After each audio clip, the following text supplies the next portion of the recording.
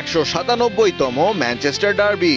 ম্যানচেস্টারের শ্রেষ্ঠত্বের লড়াইয়ে মুখোমুখি সিটি এবং ইউনাইটেড। নতুন মৌসুম, দলে নতুন মুখ, নতুন উদ্যমে ম্যানচেস্টারের দুই মেরু। তবে শেষ হাসি হাসলো পেপ গার্দিওলার সিটি। রবিবার এতিহাদ স্টেডিয়ামে ফিল ফোডেনের প্রথমার্ধের হেড আর দ্বিতীয়ার্ধে আর্লিং হাল্যান্ডের জোড়া গোলে ইউনাইটেডকে ৩-০ গোলে উড়িয়ে দিয়ে ম্যানচেস্টারকে নীল রঙে রাঙালো সিটি।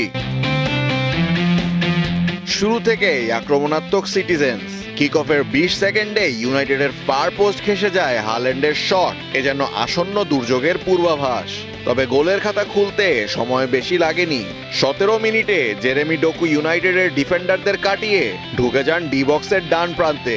চিপ করা স্কোয়ার ইনে ফিল ফোডেনের হেডার বল পাঠিয়ে দেয় ফার পোস্টের জালে। ম্যানচেস্টার ডার্বিতে সপ্তম গোল করলেন এই ইংলিশ ফরওয়ার্ড। দ্বিতীয়ার্ধের শুরুতে বলের দখলে কিছুটা এগিয়ে ইউনাইটেড। ডার্বিতে ঘুরে দাঁড়াতে মরিয়া রুবেন আমোরিমের দল। তবে ৫২ মিনিটে আবারও অ্যাসিস্টে ডোকু। তার বাড়ানো বল গোলকিপারকে চিপ করে জালে পাঠায় হাল্যান্ড। ৬৮ মিনিটে ইউনাইটেডের হাইলাইন ভেদ করে বার্নার্দো সিলভার থ্রু বল ফাঁকায় পেয়ে যায় হাল্যান্ড। সুযোগ পেয়ে সিটির হয়ে নিজের ১৫০তম ম্যাচে দ্বিতীয় গোল করেন এই নরওয়েজিয়ান স্ট্রাইকার।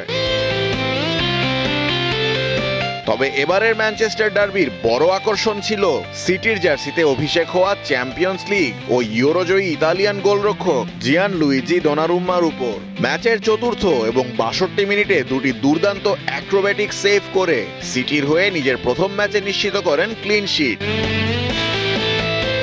মজার ব্যাপার হলো ডার্বি ম্যাচ হলেও এ ম্যাচে কোনো খেলোয়াড় দেখেনি হলুদ কার্ড। প্রিমিয়ার লিগে ৪ ম্যাচ শেষে ৬ পয়েন্ট নিয়ে টেবিলের ৮ম অবস্থানে ম্যান সিটি, অপরদিকে ৪ পয়েন্ট নিয়ে ১৪তম অবস্থানে ইউনাইটেড।